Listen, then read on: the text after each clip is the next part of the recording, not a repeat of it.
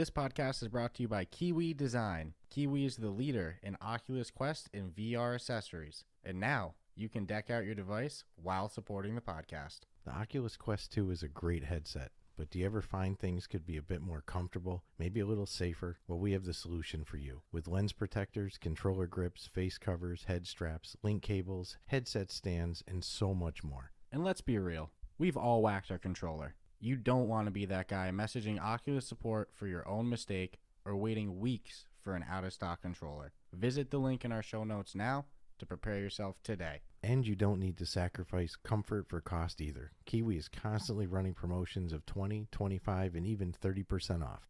Just visit the link in our show notes and use the promo code on their website to take full advantage of your savings. And be sure to follow the link in our show notes so we get credit and you help support the podcast.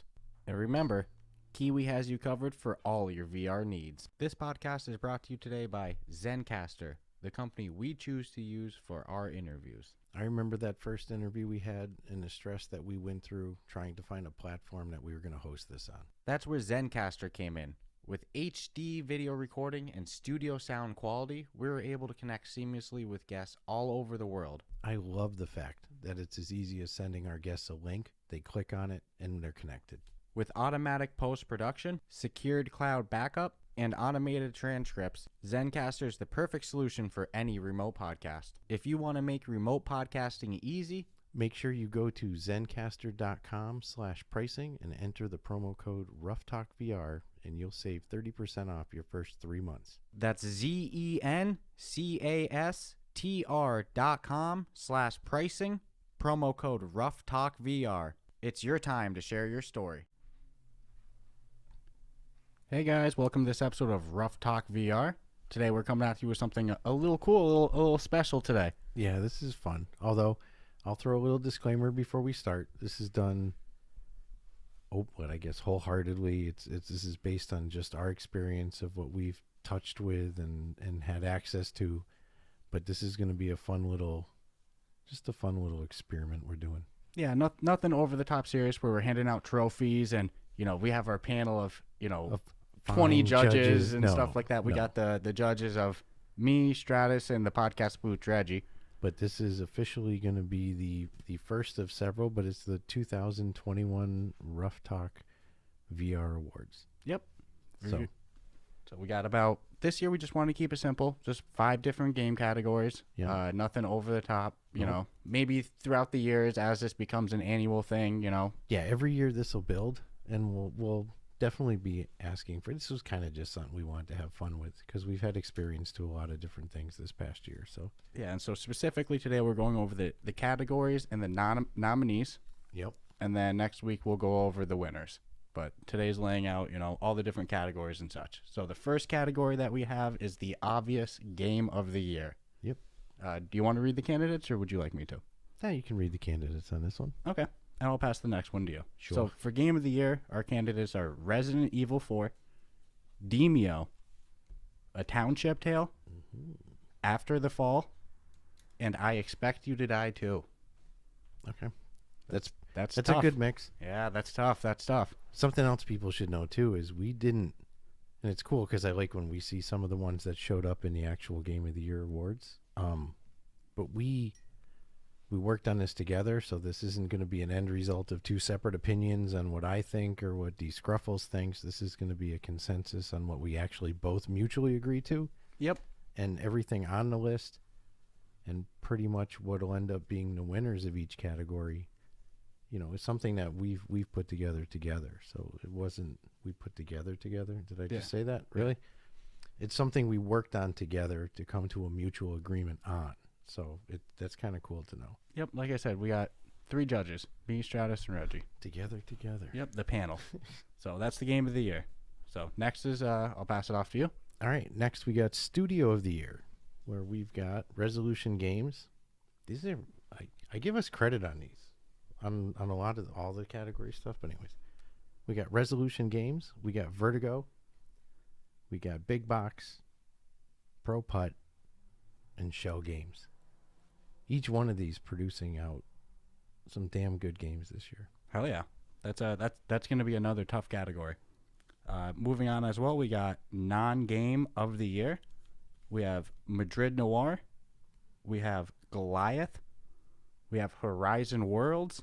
And we have Brushworks. So a couple of these are like interactive movie experiences, and a couple of these are a little bit more building things. Horizon Worlds is, everybody knows that's like the currently unrolled Facebook build your own world. That's the future, baby. And then Brushworks is a VR painting app.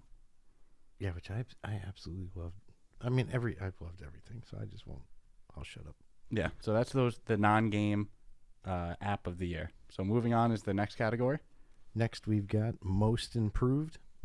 We've got Demio, Population 1, Golf Plus, and Zero Caliber. That's tough. Between Demio's rolled out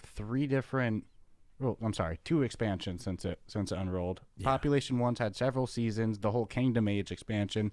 They played with a bunch of different game modes with Team Deathmatch. Numerous skins, tons of different, it seems like little just beta tests that they keep dropping out on people. Yep. So we've had Golf Plus drop the full course.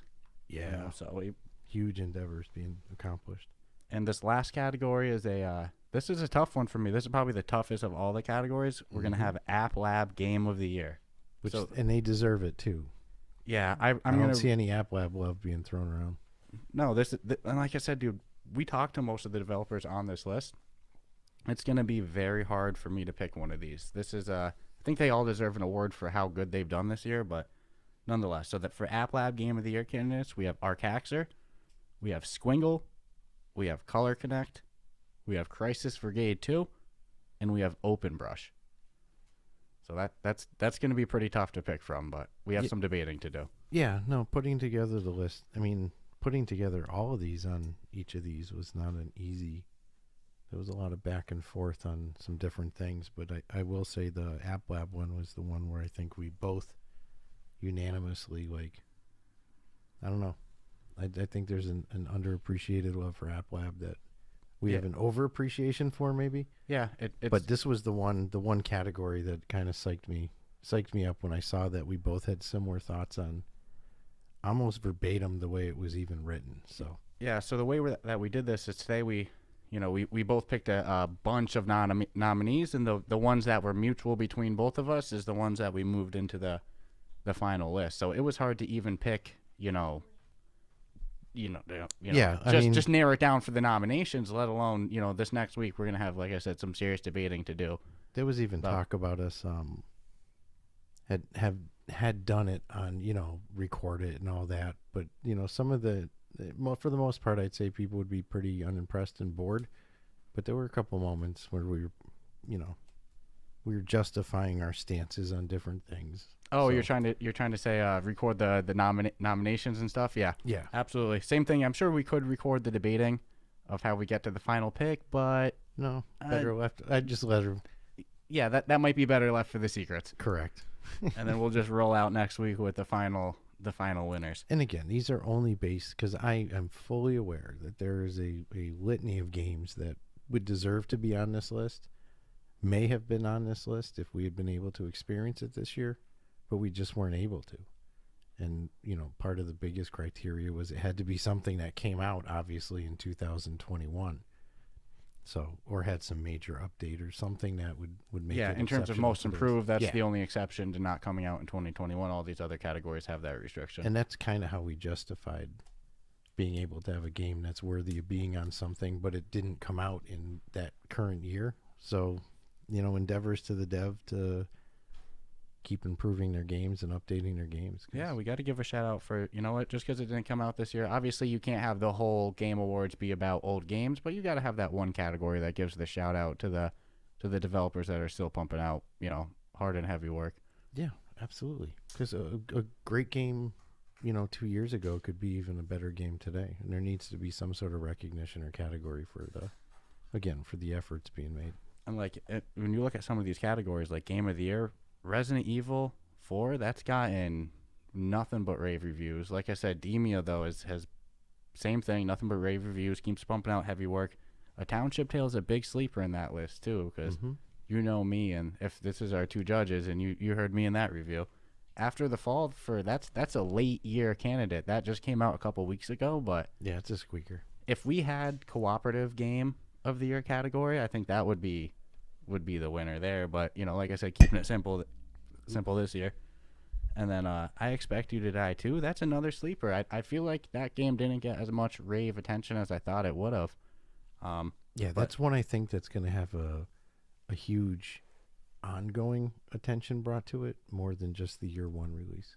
Absolutely. And Studio of the Year, that's another one that I think all of these guys deserve some props. So it's going to be hard to pick one. Like, yeah, and listen, to the ones that aren't on the list, it's like we totally recognize if we had played and experienced your game, there's no disrespect not being on this, because we do have respect for every studio we've ever spoken to. I mean, there's not, I've got nothing else to say about any developer. They worked hard on what they made. And then for these non-games, like I said, we talked about that a little bit. And I mean, Madrid Noir brought tears to my eye, and Goliath was a very big, you know, eye-opening experience that's free. That's going to be another tough category. I don't know. I'm excited to sit down next week and go over, you know, who ended up winning. Yeah, got some definitely some good work to do. And in the meantime, too, if you haven't yet, we are running a little kind of sweepstakes giveaway thing to celebrate. We're giving stuff away. Finally, we finally hit 100 members on our official subreddit, which if you haven't joined yet, go hop over at reddit.com/r/Ruff Talk VR. Thought you were going to forget for a minute. Yeah, what the hell? I messed up on like the slashes and stuff. I can't mess up Ruff Talk VR. But yeah, we're running a little giveaway. So we'll put the link in the show notes, but we also have the link to it on our subreddit page, where if you join our subreddit, you get one, contest entry, one giveaway entry. And then you can also like our Instagram to get another entry, like our Facebook, Twitter, subscribe on Google Podcast, Spotify, Apple, whatever. And then we're giving away an Eternal Starlight key, Blade and Sorcery Nomad key, an Arcaxer key, a Squingle key, and a Color Connect key. So 5 total game keys to give away, and there's not really like a grand prize because all those are damn good. Yeah. If you ask me. There's no tier level prize to this. This is just a way of saying thank you and fairly giving everyone an opportunity to be able to enter a chance to win. Yeah. So if you haven't yet, go join the subreddit, go get your entry there, go like us on all. And the drawing is on. So the This is awesome. Yeah, right. So the contest ends Christmas Eve, and then we're pulling the winners on Christmas Day. Yeah. So somebody's holiday is gonna get a little Merry Christmas thing. At least 5 people. We'll wish everyone else a happy holidays, but 5 people will be receiving their keys. Right. So I appreciate everyone for what they've. This has been an awesome year. Yeah, I guess we can kind of take this moment to kind of reflect a little bit. Like, hell, shit, we started in May, so that was about just over 6 months. Yeah, but just about halfway point of the year we launched, and I didn't think that things would have gone the way they have the last 6 months. I thought our subreddit would have 20 people.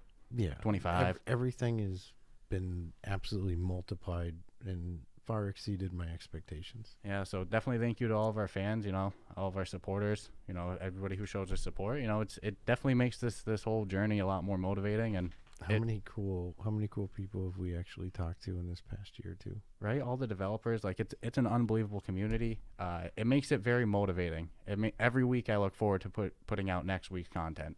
The second we're done recording, I'm like, I can't wait till I get back with him. And yeah, the work begins for the next week. No, this has been thus far a fun experience, and I'm glad we're going to kind of cap off towards the end of the year with our personal awards. We thought. Yeah, and like I said, it's just having some fun. Don't take it too serious. Don't ever take us too serious. Oh my God, they gave this game of the year and not this game, and they didn't. They're in. I think people know too. We're pretty honest too. Yeah. So, and hey, so if you enjoyed this episode, stay tuned. On Wednesday, we're reviewing Tetris Effect Connected, and if you're like me and you're wondering how good can Tetris in VR be, you're gonna find out. Definitely want to check that episode out. Yeah. So. Join our official subreddit, follow us on IG, subscribe, rate us 5 stars, all that fun stuff, and stay tuned for Wednesday. Ciao, ciao. Podcasting remotely can be a challenge, and when we first began interviewing developers, we ran into every headache imaginable. From connection issues, to video lag, to sound quality performance, we knew there had to be a better platform we could use. That's where Zencastr came in, allowing us to easily connect with guests all over the world. Zencastr is simple to use with no download needed. With studio quality sound, HD video recording, automatic post-production, automatic transcripts, and a cloud backup, Zencastr is the perfect solution for any remote podcast.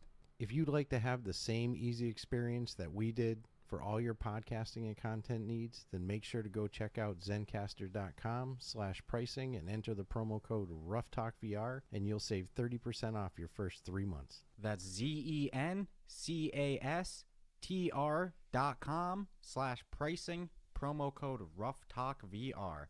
Zencastr, making your remote podcasting easy. Hey guys, Dscruffles here. If you enjoyed today's episode, be sure to subscribe and rate us 5 stars on whatever podcast platform you listen to. And definitely don't forget to check out our official subreddit and join us there at r/RuffTalkVR. There you can join a community of other podcast fans, join us for some podcast meetup games, get first scoop on new episodes, interact with us a little bit directly, and more. As well, be sure to check out our official podcast supporter link, the Buy Me a Coffee link you can find right in our show notes, where you can donate to the podcast either one time, multiple times, become a monthly supporter.